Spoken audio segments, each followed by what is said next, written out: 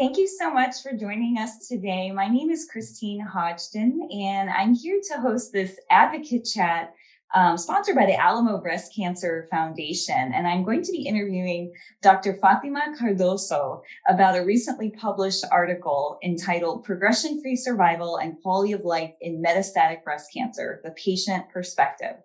A little bit about Dr. Cardoso. She's a medical oncologist, an expert on breast cancer. She's based in Lisbon, Portugal, where she's the director of the breast unit at the Champalimaud Clinical Center. She is also the founder and president of the Advanced Breast Cancer, or ABC, Global Alliance that focuses on the needs of metastatic and advanced breast cancer.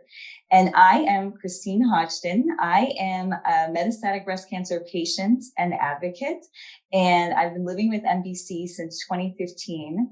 And this topic of quality of life in metastatic breast cancer patients is very important to me and many other people in my community.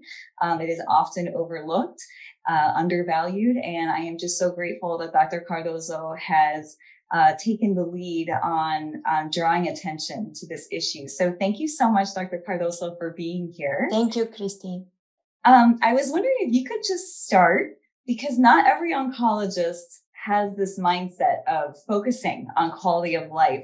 A lot of oncologists are focused on keeping patients alive, but I'm just curious what made you interested in examining quality of life in MBC patients a little bit more carefully. So thank you. I just wanted to say also thank you for the Alamo Breast Cancer Foundation for the invitation for us to be here. And so I think I've always focused very much on the issue of quality of life, not just quantity of life. Especially, I think quality of life is crucial no matter which setting we are talking about. But when you are in a setting where, unfortunately, you have a more chronic disease or an incurable disease, so something you have to live with for a long period of time and go through several types of treatments, I believe that a good balance between quantity and quality of life, between efficacy and toxicity is very important. And I had that feeling from my personal experience, but also spoke with many patients from all over the world, and they feel the same, that these two should be hand in hand in our decision, in our also in our development of new treatments. Absolutely. I could not agree more as a patient myself. Let's dig in a little bit into this publication. I read that there were 30 individuals that participated. You had virtual roundtables and interviews. It was representative of 26 breast cancer advocacy organizations across 13 countries, which I think is pretty impressive. So you're getting quite a diversity of opinions here. And it was all around exploring this patient perception of progression-free survival and its relation to quality of life. I want to zoom out and just ask you, what does progression-free survival mean? What is overall survival? We hear these terms a lot. Maybe you can talk about clinical trials, endpoints, and then we can dig in a little bit more into the study. Absolutely. So the main goal of a clinical trial is to see if an intervention, it can be a drug, but it can be something else, right? Radiation therapy, surgery, whatever we are evaluating. We want to prove that that new treatment will provide benefit. And there are different ways of measuring benefit. Sometimes we divide the measures of benefit into efficacy, and then another part where we can put toxicity, quality of life, and other types of impact that a treatment may have on a person, right? And so we call endpoints on how we are going to measure the benefit of that treatment. So there are endpoints for efficacy, for quantity of life, let's call it this way. And there are also measures for toxicity and quality of life. And the endpoints are these measures. Let's focus a little bit on the endpoints of efficacy. They are complex, not very easy, and that's why it's so difficult sometimes to understand. There is one that is very clear, which we call response rate. So what is the percentage of patients whose tumors will respond to that treatment, right? So you could ask, why don't we use that? That's very clear, right? But the fact is that sometimes the tumor does not shrink, but it doesn't mean that the treatment is not beneficial. So let's give an example so people understand. Let's imagine that we have breast cancer with a metastasis in the liver. The liver is a big organ. And if we have a metastasis of 4 centimeters in the liver, it's still small for the liver, right? And if that metastasis of 4 centimeters will not give you symptoms, your liver is perfectly capable of functioning, even with a much smaller percentage of the liver, and that will not give you pain. So it is there, but it's not bothering you, right? If we shrink that from 4 to 3 centimeters, okay, but that's okay, obviously, but what will be your gain? It's nothing really, because, well, it's still there, the disease, it has not disappeared. You will still not have symptoms, and your liver will still function well. And so response rate is not sufficient for us to say. What will be important, for example, is equally important if the treatment would keep the metastasis in 4 centimeters, but for 1 year, 2 years, or 3 years. And that we would call stable disease, but for a long period of time, right? And that is what PFS, or progression-free survival, measures. So it's the time where your disease is not increasing, okay? Overall survival is really the measure of the quantity of life. So usually it's from the beginning of the trial, of the treatment, until the end of life. And obviously there will be other treatments after that. So overall survival is influenced by all the treatments that you receive. The discussion around PFS is complicated because the name itself is confusing for patients. I think for oncologists as well. But for a patient, if you hear me say something like progression-free survival, the only thing you will focus on is the last word, right? Survival. Yes. Survival. Yes. And you will think that this is survival, but in fact it's not. It's just a different measure of the response of the tumor to the treatment. And coming back to our example, if you are well and your disease is not giving you symptoms, you do not want to have symptoms from a treatment that will make your life miserable. Because you will say, hey, I have this metastasis not giving me any symptoms. I'm able to work, to do my life normally. I don't want it to grow, but I also don't want to have symptoms from the treatment, right? So that's why when I explain, I try to tell that PFS is only meaningful if it is associated with lower toxicity and good quality of life. Right? Yes, I think that is the point of the whole discussion, and I just want to repeat it, that progression-free survival really only matters if the person's quality of life is unchanged or improved.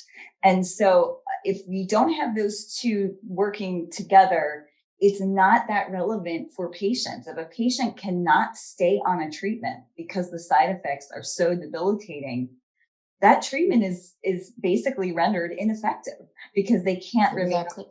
So I think that's just a really important point. And if I may, just to complement, because I gave one example of someone who was okay, even with metastatic disease, but sometimes there is the other situation where someone is having a lot of metastases and having symptoms because of those metastases. And so the fact that the treatment decreases the metastases will control the symptoms. And that is important, right?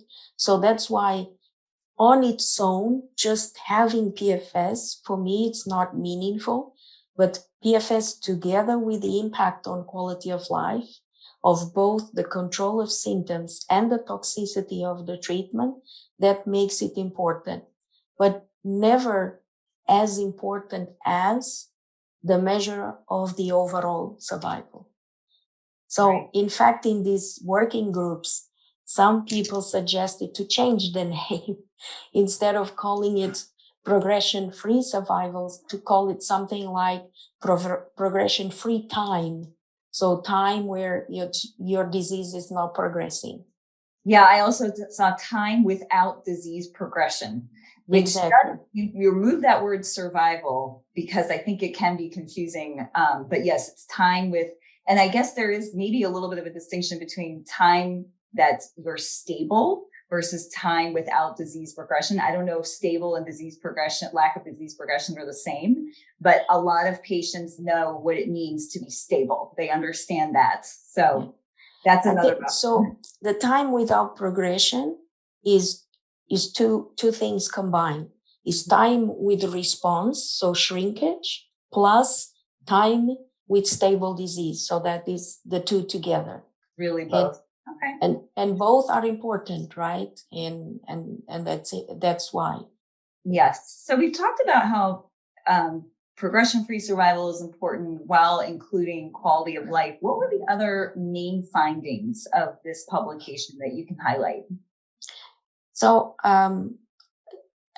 we also discussed a lot of what exactly is quality of life and how do you, so coming back to what I explained, how do you measure these other parts? How do you measure toxicity and how do you measure quality of life? And I think we have to start by acknowledging that we do not have very good tools to measure quality of life in the metastatic disease setting.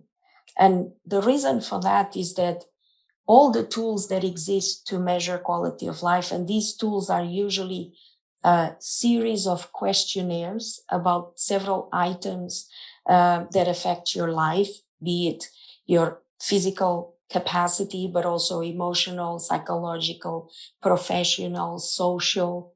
So all that is important. But all those tools were developed for early breast cancer. And they are, and also when we speak about other cancers, is the same. They were developed for early cancers. They were not developed for metastatic disease. And that is one important shortcoming and one that we are trying at the Global Alliance to overcome. So there are two organizations in the world that have led this field of quality of life. One is called EORTC, so it's European Organization for Research and Treatment of Cancer, and their group of quality of life is responsible for the development and validation of all these questionnaires. Mm-hmm. And there is another group called FACT that does the same things, and they're very similar, the questionnaires are. So I'm working with the group at the ORTC, so the Global Alliance is working to develop a new tool specific for metastatic breast cancer patients. And why?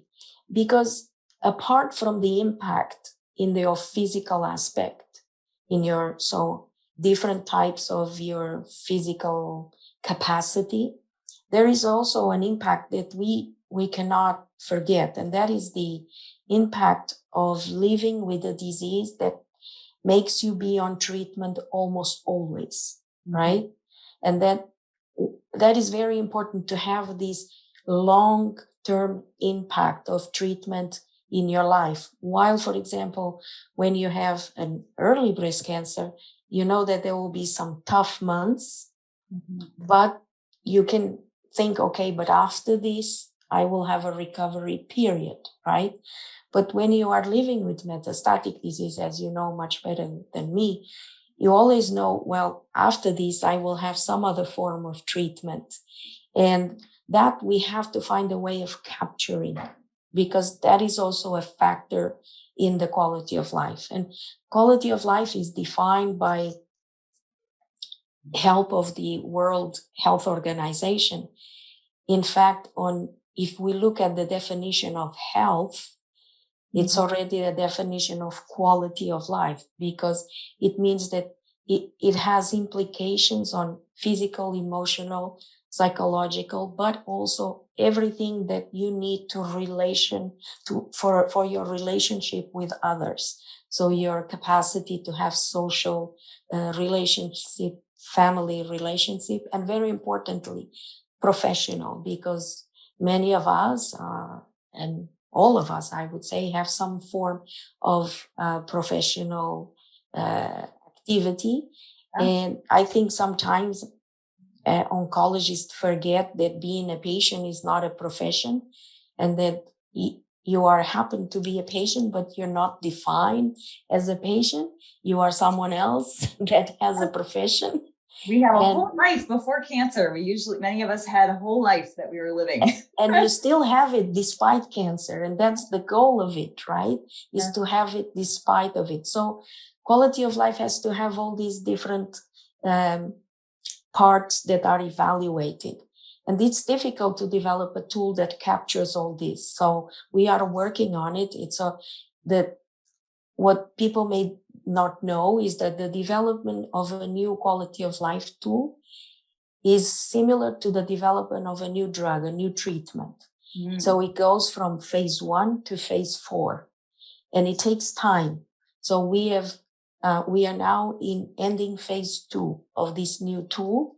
So hopefully soon, next year, we will start the large phase 3 validation of the tool. And this will be one step forward to better capture the quality of life in the metastatic breast cancer setting.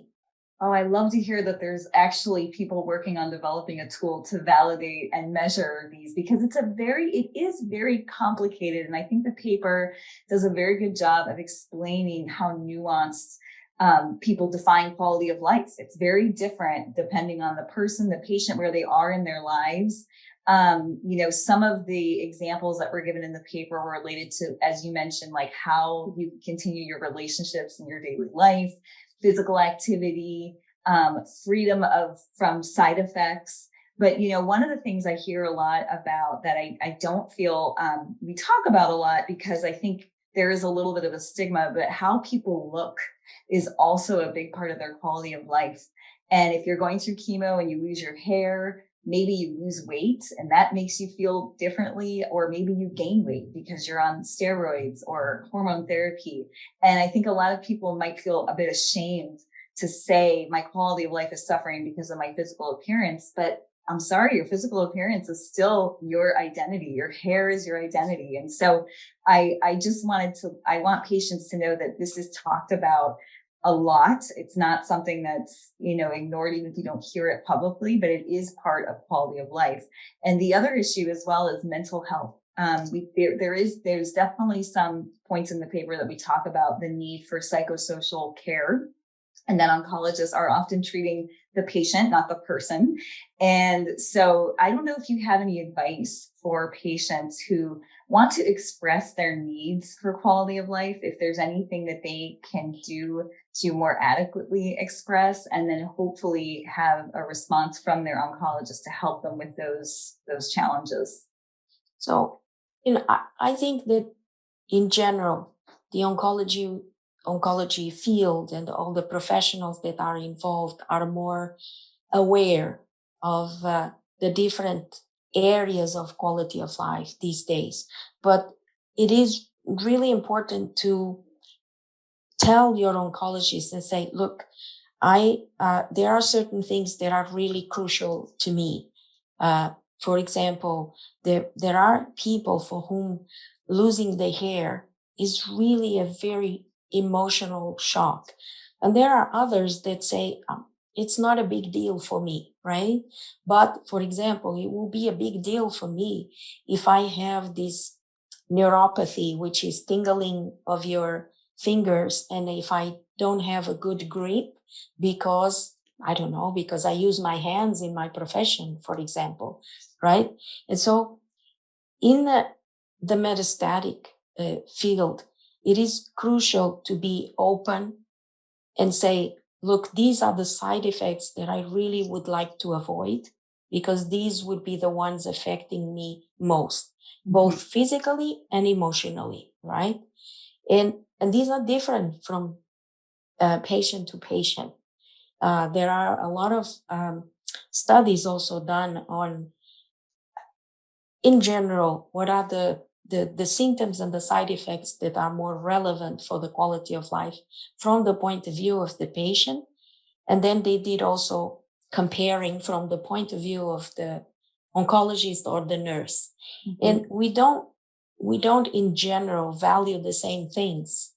There are things that go very high on both. For example, this neuropathy goes very high on both. But for example, issues of sexuality, of gynecological side effects, oncologists tend to forget about it. And the patient tends to not feel very comfortable to speak about it if we don't ask. So what we try to do is teach that we should ask, as we health professionals should ask, and make it, tell the patient that it's perfectly normal to have those side effects, and that there are things that we can do to help, right? And from the point of view of the patient, I think the most important message is that there is nothing wrong about feeling very bad about a certain symptom or side effect. It is your way of facing things, right? Obviously, everything has to be put into perspective. But my experience with metastatic patients, and I've been doing this for a very long time, comparing with early stage patients, is that what a metastatic patient can endure is much more than what an early cancer patient feels that she or he can endure. Yes. And the threat of death is closer. You can endure a lot more. Yeah. That's the truth. But it doesn't mean that you have to endure everything. That's right. Okay. And I know, and if I don't know if I'm going a little bit too fast, but I think this links very well to another of our concerns at the Global Alliance, is that we continue to develop treatments like we did several decades ago. For example, in terms of dose, the dose that we aim for. So we always aim for something we call the maximum tolerated dose. So that's the way traditionally treatments have been developed. We go, phase 1 is when you go up the dose and you see how high can I go, right? But with these new treatments that we have that we call targeted treatments, they are more directed against a certain marker in the cancer cell. We don't need to go so high. We can go with something we call optimal biological dose. So the dose that is sufficient to block that marker in the cancer cell, and you don't need to go so high. And if you don't go so high, immediately you don't have so many side effects. Yep. Right.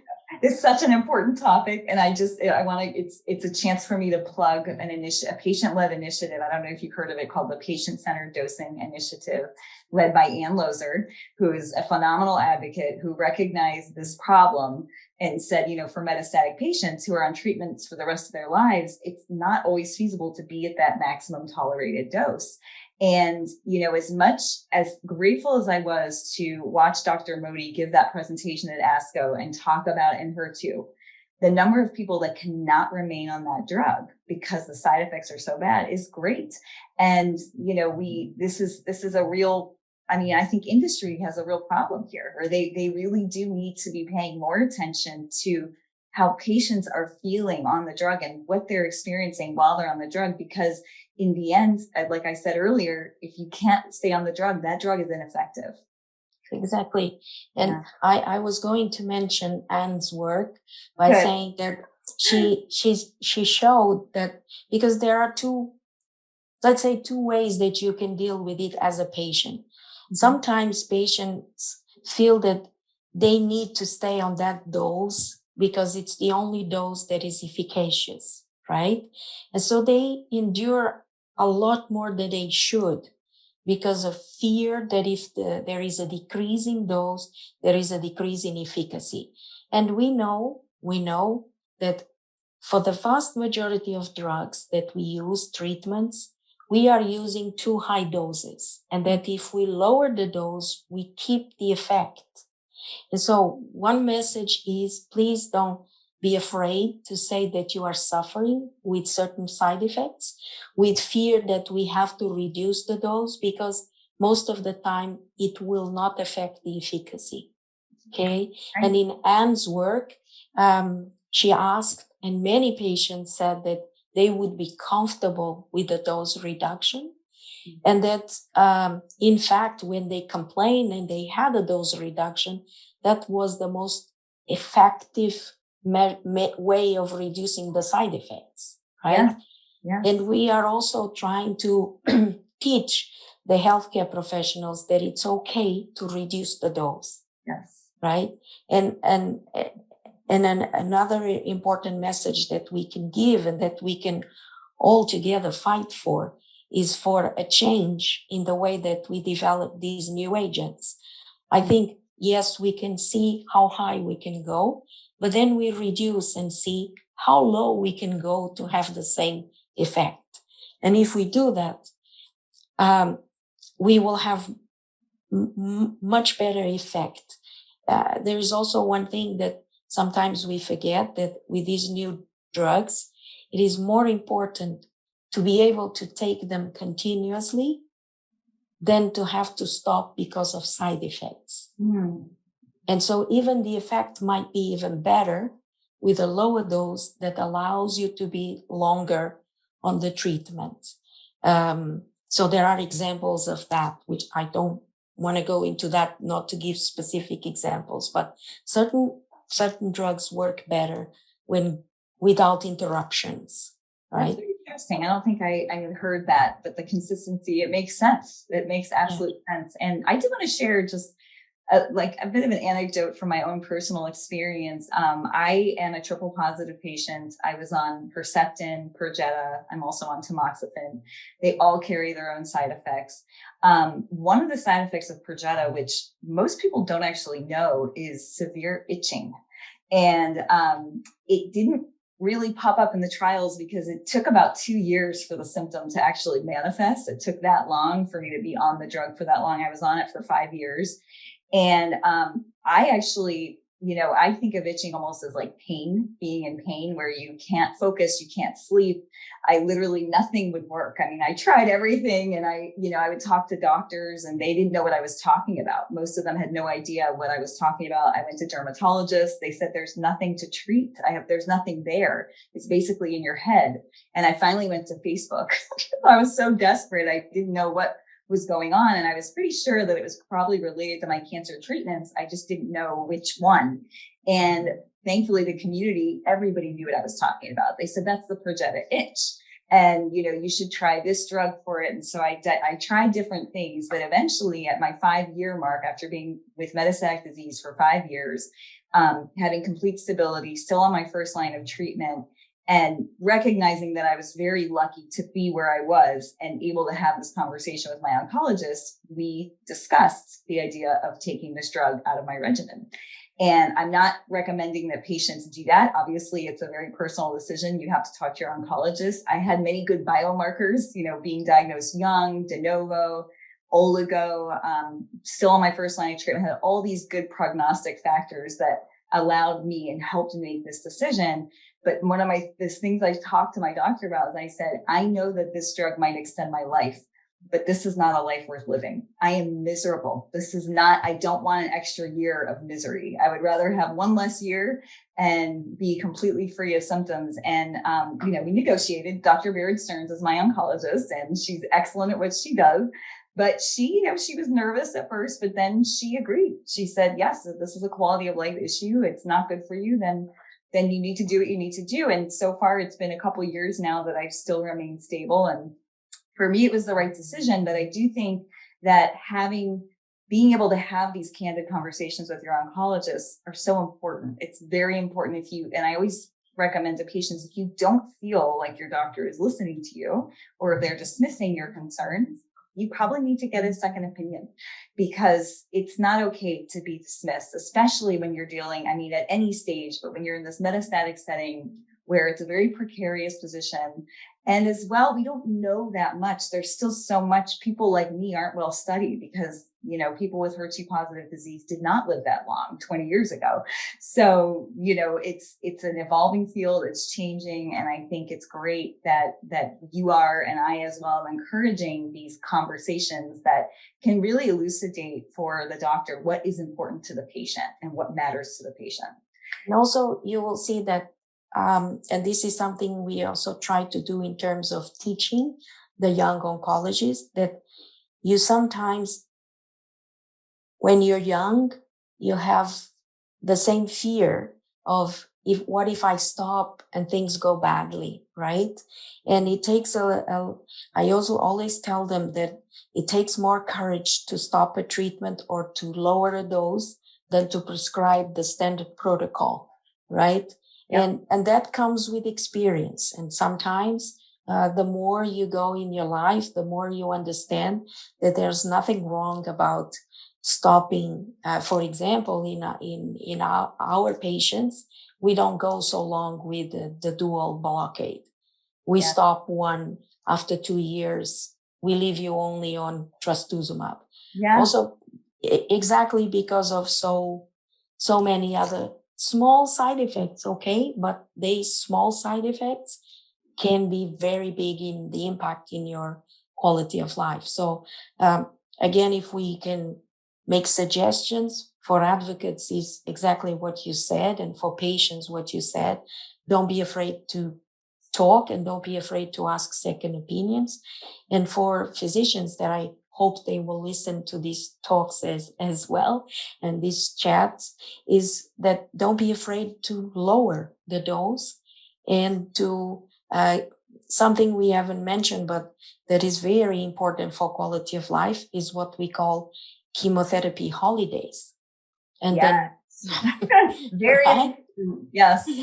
So we have a person who is with the disease, very stable, and is just tired emotionally, psychologically, of just being on continuous treatment. And it's okay to give you some holidays. Yes. And this is again something that an experienced oncologist will have more easiness to do than a young oncologist, but we try to teach them that as well. So that's also really important. I learned that going through my treatments. I had weekly Taxol, and the problem is you never really get a chance to recover. As soon as you start to feel good, you're back to chemo. And I remember my doctor giving me only a week off. Like, she just said, you're going on vacation, take the week off. And just that 1 week, it sustained me for another 2 months. Having that 1 week off allowed me to stay on it for 2 more months. Whereas at that time, I felt like I could only do it for 2 more weeks. I just felt like I can't. But I think a chemo holiday is an excellent suggestion for patients. And sometimes they are not aware of it. So I'm glad you mentioned it. I just wanted to get back to the results of this study. I want to know, you've talked about some really important issues here. How the results of this study, and I know you say it's not technically a study, but that's what I'm calling it, because you did get some really valuable input from a lot of patients.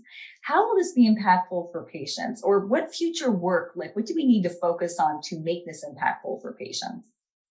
Well, I think what we need to do is to take this understanding and also opinions of patients and advocates regarding the different endpoints that we have discussed, and the importance of saying to all of those who do development of new treatments, so both pharma but also academic researchers, and say, look, when we want to do a truly patient-centered, patient-focused cancer treatment, we have to listen really to what are the opinions and the needs of the patients. And so there are a lot of take-home messages for those who do drug development or treatment development in this manuscript that I hope they listen.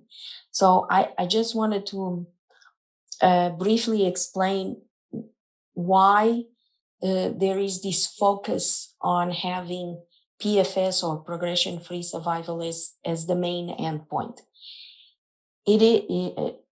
I sometimes I'm very blunt in what I say, and then I get into trouble, but that's okay. It happens to me too. But the fact is that the reason why people do this is because it is a faster endpoint. Okay, so you can get the results of your trial much faster if you look at PFS, and if you look at overall survival, you need more years to have the final results of a trial. And as you know, a trial with a new treatment is the basis for the approval of that treatment, and then that treatment becomes available and commercially available. And what I dislike is when commercial reasons impact on what should be patient-centered medicine. Mm-hmm. And so I understand that, for example, pharma, they are business, obviously, yes, but they also have to understand that they are business. They are a special business because they're dealing with people who are suffering a lot in their lives. So there may be compromises, and this is what we all together should fight for, the patient community and the healthcare professional community. And for example, there are ways of having two endpoints, two primary endpoints. Mm-hmm. So we can develop trials where we see progression-free survival first, but we continue the trial to see the impact on survival. Mm. Right? And if we do that, the trials will have to be a little bit bigger, yeah, but they will provide us the two answers. And they can provide a quicker answer, and that answer may even lead to the approval of the drug. Mm. But then we have to confirm that drug is really beneficial with longer follow-up and with longer impact, both in quality of life and overall survival. And then what we should also fight for is to tell the regulators and those who are the payers to say, look, what you are willing to pay for a treatment has to depend on the magnitude of the benefit that treatment provides, right?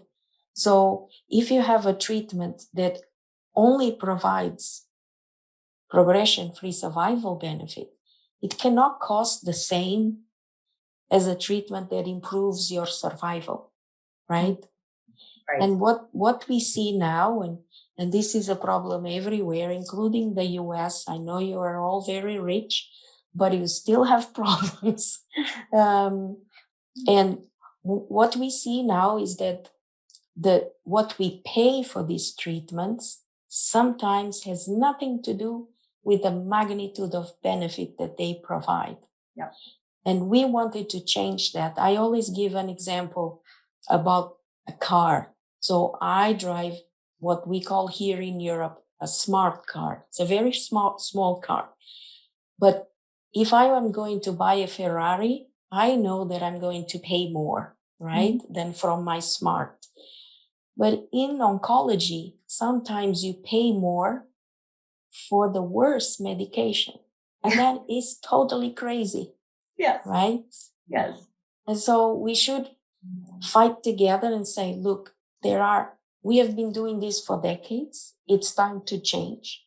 Yes. And I think we need to include a stakeholder, a player in the field that is often not involved in these discussions. And I am very sorry, these are the regulators, FDA and EMA, which is the European organization equivalent to FDA. I think that they don't listen enough to patients. And sometimes they are the ones forcing a trial to be done on the old way, on the usual fashion way. And so maybe we can do something about that and tell them, please listen to what really matters to patients and help us change the way the treatments are developed. Absolutely. I could not agree more. And I do hope that we can continue to work together to do that, because it is challenging to go against industry and it's very difficult.